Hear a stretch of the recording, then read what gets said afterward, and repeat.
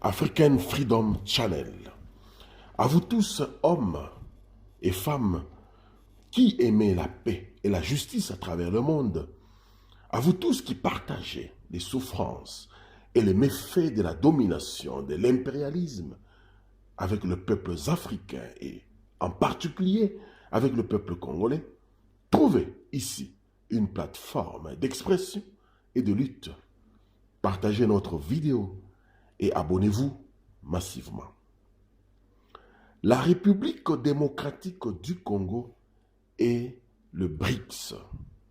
BRICS, c'est-à-dire l'abréviation de la plateforme qui regroupe le Brésil, la Russie, l'Inde, la Chine et l'Afrique du Sud.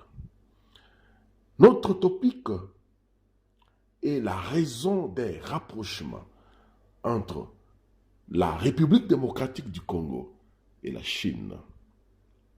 Bien sûr, c'est un engagement audacieux et définitif pour le développement de la République démocratique du Congo. Au début du millénaire, des grands changements ont commencé à se manifester sur la scène internationale, même si, comme toujours, il était le résultat de l'accumulation d'un processus antérieur. La croissance vertigineuse de la Chine a commencé à remettre en question l'hégémonie économique des États-Unis, tandis que l'Inde a également connu une croissance importante, les deux n'étant rien de moins que les deux nations les plus peuplées du monde. La croissance économique en Amérique du Sud s'est située également à des niveaux élevés, ce qui, ajouté à la convergence des gouvernements progressistes, semblait faire augurer d'un avenir prometteur pour les populations et un rôle pertinent pour la région dans un contexte international qui évoluait dans la multipolarité. Et quelques années plus tard, je voulais dire, en 2011, ils ont décidé d'ajouter l'Afrique du Sud au club. C'est-à-dire le club, je parle de BRICS. Peut-être pour inclure le continent africain, puisque le pays, l'Afrique du Sud, n'avait pas atteint le niveau de pouvoir de 4 autres pays. En bref, le groupe formé représentait un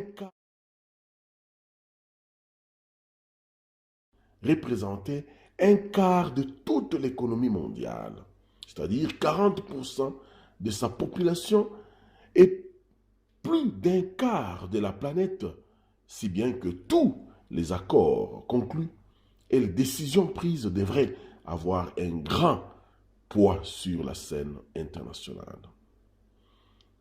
Alors, le club BRICS ou la plateforme BRICS, comme je le dis, est composé du Brésil, de la Russie, de l'Inde, de la République populaire de Chine et de l'Afrique du Sud. Le fait est que ces pays ont décidé en 2006 de faire de ce groupe un nouveau pôle puissant. Un nouveau pôle de puissance capable de devenir le contrepoids du groupe 7, dont les pays sont les États-Unis, le Canada, le Royaume-Uni, l'Allemagne, la France, l'Italie, le Japon. Parmi les premières propositions, parmi les premières décisions du groupe BRICS, les propositions qu'ils ont faites, on peut citer le renforcement et la réformulation des systèmes multilatéraux. Nous avons l'ONU, le FMI, le MS, pour que ceux-ci, ce système multilatéraux, pour que ceux-ci soient les plus inclusifs et représentatifs possibles. Une plus grande participation des pays émergents, comme la République démocratique du Congo à la prise de décisions et la construction d'un monde plus multipolaire, plus juste et plus équitable. En 2014, la plateforme où le club BRICS a créé la nouvelle banque de développement, en abrégé NBD, a été créée avec un capital initial de 50 milliards de dollars, intégré par les 5 pays membres, avec pour objectif de financer le développement des économies émergentes. Nous saluons la formation de cette nouvelle banque de développement comme le germe d'un nouveau système financier international qui pourrait à l'avenir remplacer la tyrannie d'un pouvoir bancaire spéculatif et concentré. Là, nous citons FMI, la Banque mondiale, etc. Le groupe BRICS s'est présenté ainsi comme un formidable contrepoids à la puissance des États-Unis et de leurs alliés et comme un espoir pour tous les pays qui ont souffert pendant des décennies d'un ordre international qui les maintenait dans la domination occidentale et la marginalisation raciale. Certes, nous observons au niveau du BRICS un certain ralentissement dans son développement et plusieurs raisons, tant politiques qu'économiques, que nous ne pouvons pas citer ou énumérer ici, justifient cet état de choses. D'autre part, alors que dans le vaste univers des économies émergentes, il est tentant de voir l'idée d'un pôle de puissance générant une alternative à l'hégémonie des États-Unis et de ses alliés, ce qui est beaucoup plus important pour l'Afrique. Cependant, le germe d'un projet de réformulation de l'ordre international est maintenu en vie, non seulement par l'initiative du BRICS, mais aussi par de nombreuses propositions qui ont été faites depuis un certain temps dans cette direction et que l'on pourrait envisager de faire converger avec l'orientation vers une nation humainement universelle. La vérité est que pour que cette graine de réformulation de l'ordre international puisse germer et pousser, plusieurs nations, notamment la République démocratique du Congo, doivent être impliquées afin d'accumuler suffisamment de pouvoir pour influencer l'ordre international.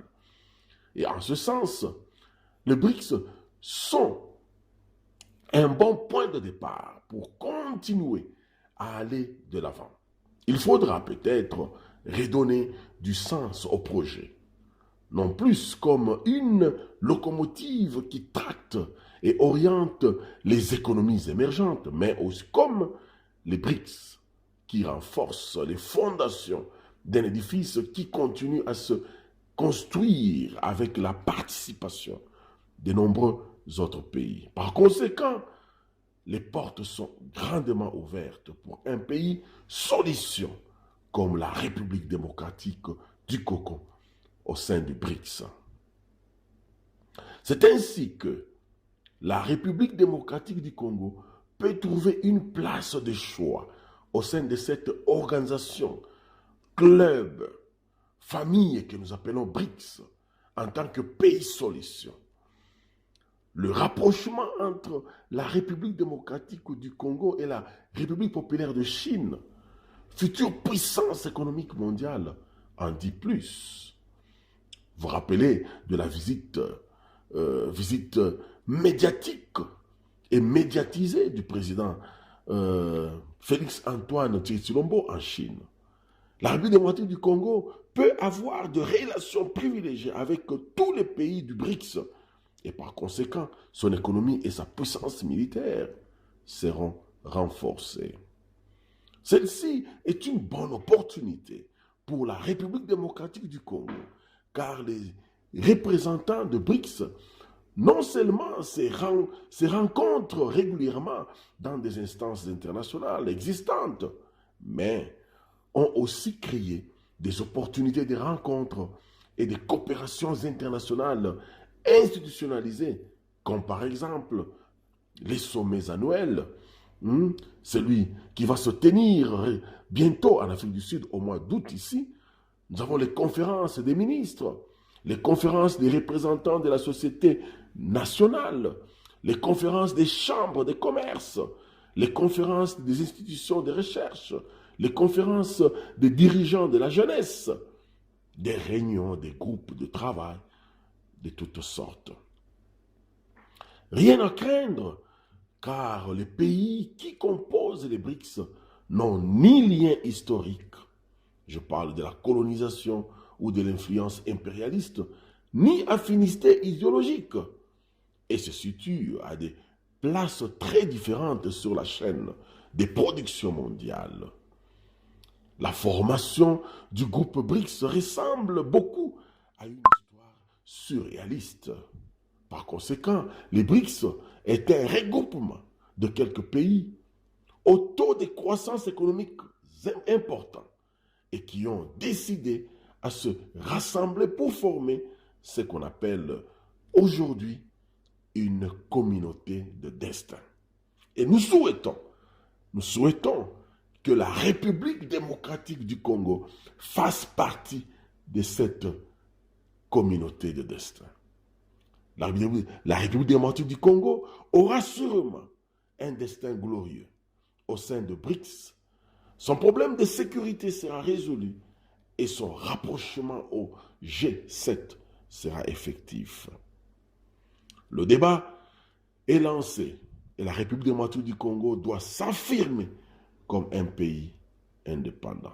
À vous tous, hommes et femmes, qui aimez la paix et la justice à travers le monde. À vous tous qui partagez les souffrances et les méfaits de la domination de l'impérialisme avec le peuple africain et particulièrement avec le peuple congolais. Trouvez ici une plateforme d'expression et de lutte. Partagez notre vidéo et abonnez-vous massivement. C'était votre serviteur, Serge Ntumba. Je vous remercie.